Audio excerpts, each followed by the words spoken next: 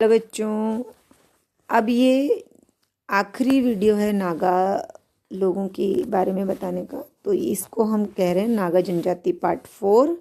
और इसमें अब मैं आपको नागा लोगों की कुछ विवाह प्रथा और कुछ अन्य प्रचलित जो किंवदंतियाँ हैं, यानी कैसी कैसी इन लोगों ने जिसे कहते हैं ना अंधविश्वास, और कुछ इनकी कुछ मान्यताएं, कुछ ऐसी कहानियाँ जो बुजुर्गों ने सुनाई हैं और उसको सुनकर ये आगे बढ़ रहे हैं, इस तरह की चीज़ें मैं आपको इस वाले वीडियो में बता रही हूँ। तो विवाह प्रथा जो है नागा लोगों में, वो काफ़ी युवा हो जाने पर, जैसे लड़का 20 से 25 साल का हो जाए, लड़की 18 से 20 साल की हो जाए, तब की जाती है। यानी यहाँ बचपन में शादियाँ नहीं करते हैं। और इनमें भी विवाह जो है वो अपनी जाति में ही किया जाता है और एक ही विवाह प्रचलित है। परंतु जैसे वही कहते हैं ना कि अपने पिता की विधवा, उसकी मौसी, उसकी बुआ और मामा, इस तरह के विवाह नहीं होते हैं यहाँ पर। यहाँ अभी भी प्राचीन व्यवस्थाएं चल रही है। विवाह जो होता है वो परिवार के सदस्यों द्वारा तय किया जाता है। लड़के को जो भी लड़की पसंद तो वो अपने पिता को बता देता है और पिता जाकर वहाँ पर बात करता है, विवाह तय कर लेता है। और शादी के लिए यहाँ अधिकांशतः ये व्यवस्था हर आदिम जनजाति में है कि वधू के लिए मूल्य चुकाना पड़ता है। अब इनके आप बच्चों देखेंगे कि मूल्य क्या होता है। मूल्य होता है 5 से 6 टोकरी चावल, एक चमड़े की ढाल या 2 चाकू, दाव, जो बहुत महत्वपूर्ण है। तो ये इनके उस लड़की का मूल्य होता है। अब पहले लड़का अपना घर बनाएगा, फिर वो शादी करके उसमें अपनी पत्नी को लेकर जाएगा, लड़की को लेकर जाएगा, और वहीं उसका विवाह की रस्म पूरी होगी। और फिर जैसा इनके जो दावत होती है उसमें चावल, मुर्गी, मांस, शराब इत्यादि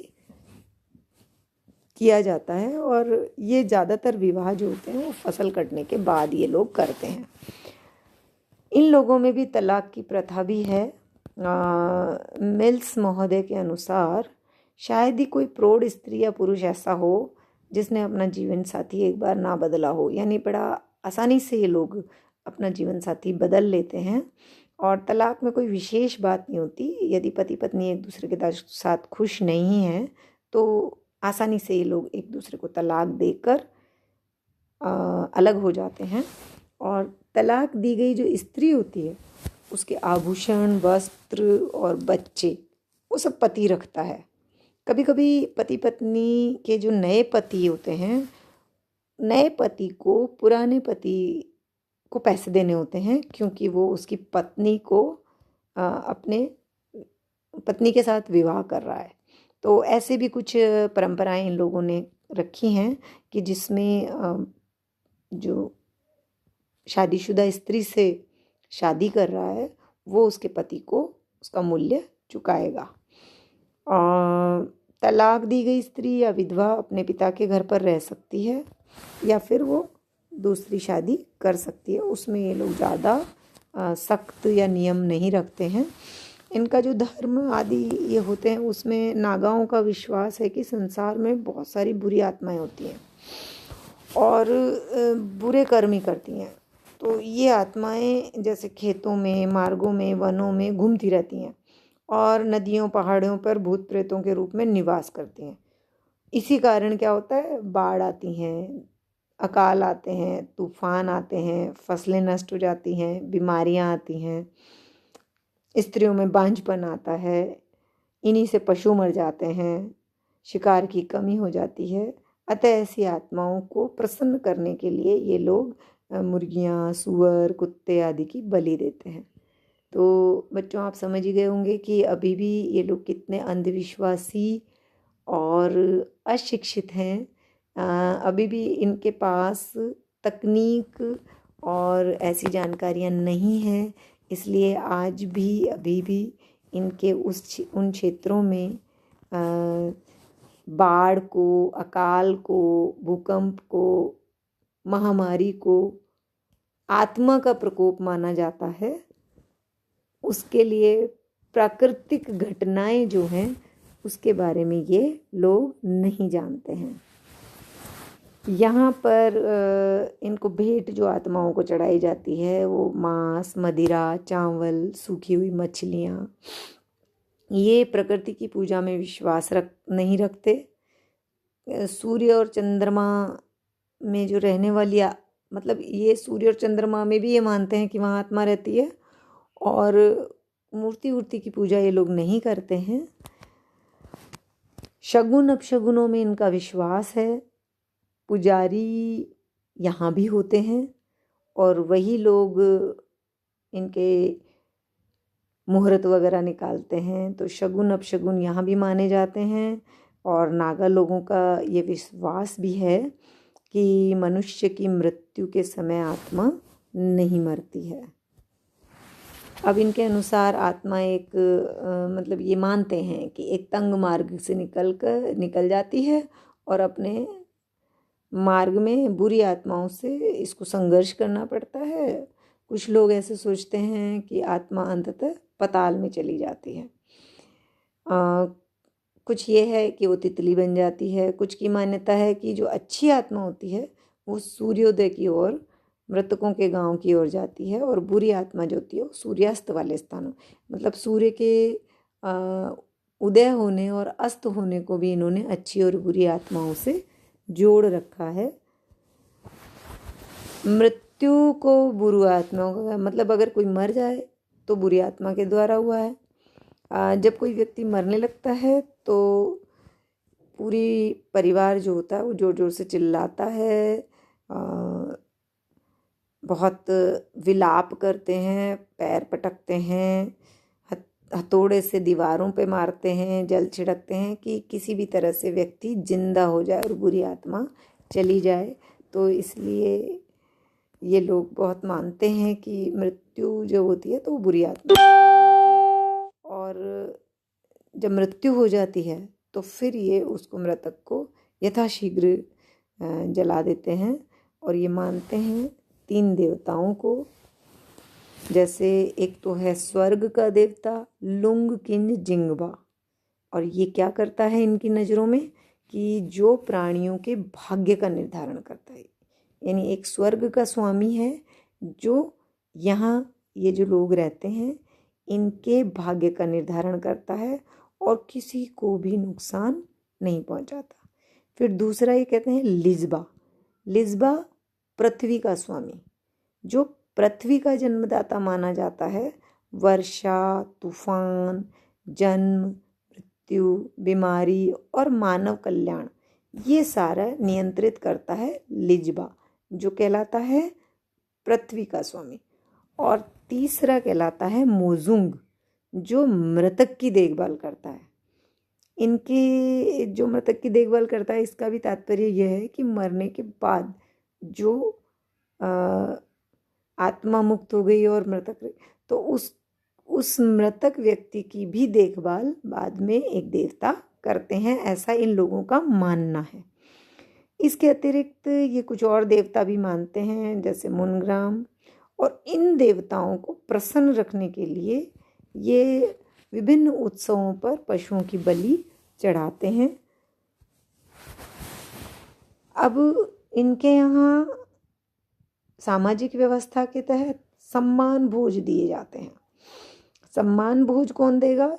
प्रत्येक नागा परिवार जीवन में एक बार परंपरा के अनुसार पूरे समाज को एक दावत देगा और उसमें अनेक उत्सव क्रियाएं चलती रहती हैं और जिनका अंत पशु के बलिदान से होता है।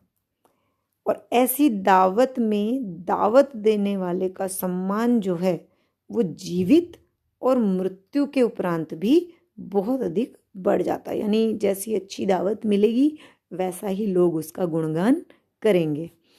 तो उसे विशेष प्रकार के वस्त्र भूषण पहनने का अधिकार दे देंगे कि भाई अब तुम कुछ भी अच्छे अच्छे वस्त्र पहन सकते हो क्योंकि तुमने दावत दे दी। तो इस तरह का अधिकार मिल जाता है।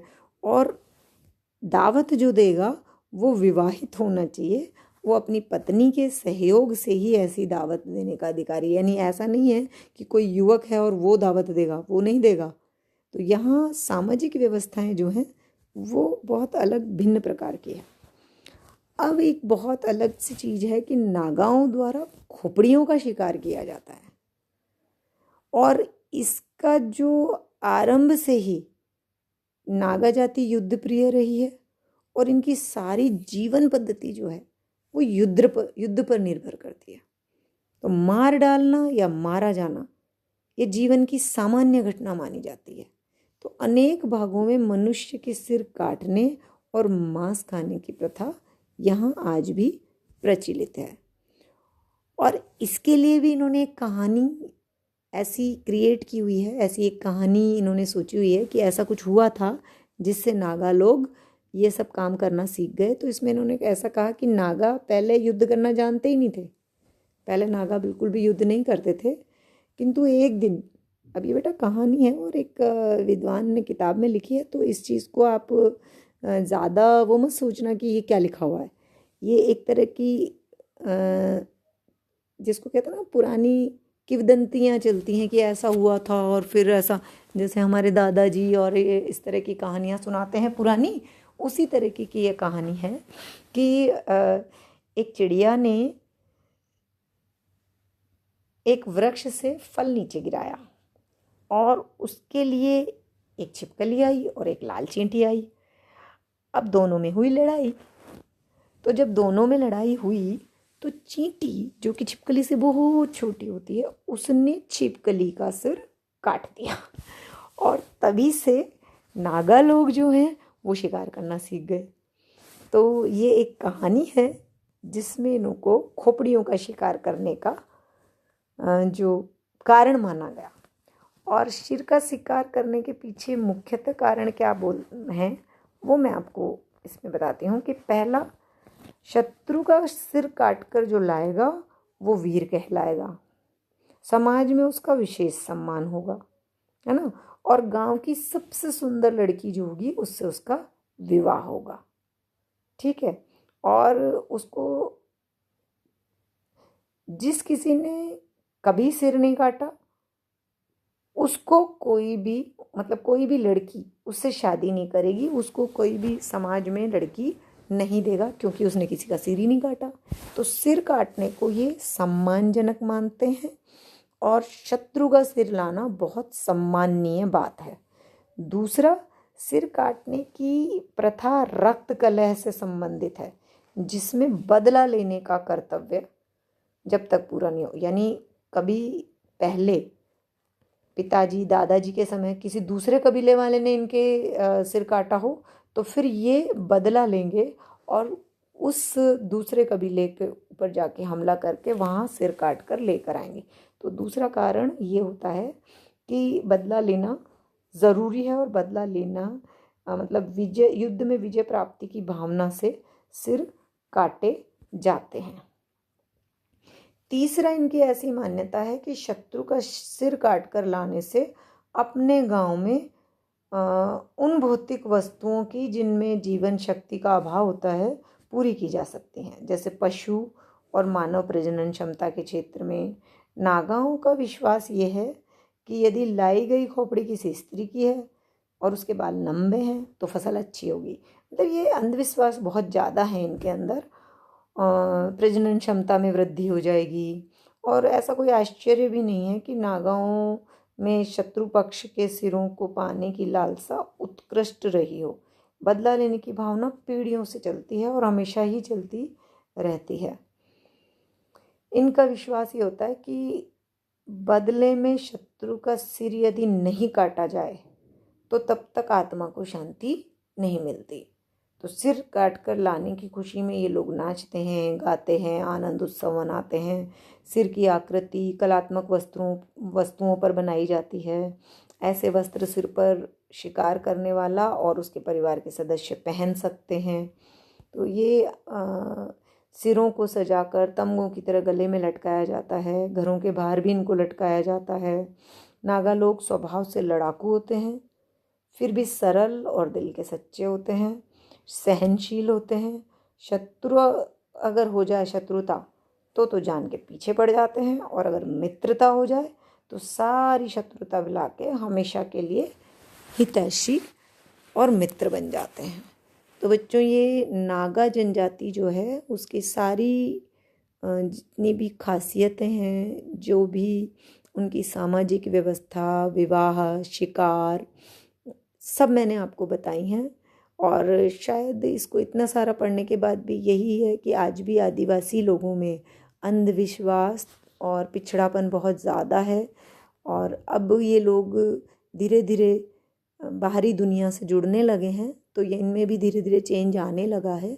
थोड़े थोड़े लोग कुछ पढ़ने लगे हैं, कुछ बाहर निकलने लगे हैं, लेकिन अभी पूरी तरह से विकास से जुड़ना इनके लिए शायद अभी संभव नहीं है। तो इन लोगों का जीवन जो है अभी भी प्रकृति पर निर्भर है और ये प्राकृतिक रूप में ही अपना जीवन जीते हैं। बहुत अधिक विलासितापूर्वक चीज़ें या तकनीक का इस्तेमाल करना इन्हें नहीं आता है, क्योंकि ये जुड़े ही नहीं हैं। और अभी भी यदि हम सोचें और देखें तो जंगली जो मानव है उसी के ढंग से इनका जीवन चल रहा है। और ये अभी भी मनुष्य के सिर को काट के लाना, शिकार करना और उन्हीं चीज़ों को बहुत बड़ा और मान सम्मान से जोड़कर देखते हैं, और शिक्षा और वो सब इनके लिए ज़्यादा महत्व नहीं रखते हैं। तो ये नागा प्रजाति का सारा मैंने आपको बता दिया है, और अब आप पढ़ लीजिएगा, क्योंकि आपके एग्ज़ाम में जो 3 विदेशी जातियां मैंने आपको करवाई थी अंतर्राष्ट्रीय स्तर पर, और 4 ये अपनी राष्ट्रीय स्तर पर भारत की आदिम जनजातियां करवाई हैं। इनमें से जब भी कोई प्रश्न बनता है तो एक विदेशी और एक अपने देश की जनजाति के बारे में पूछा जाता है।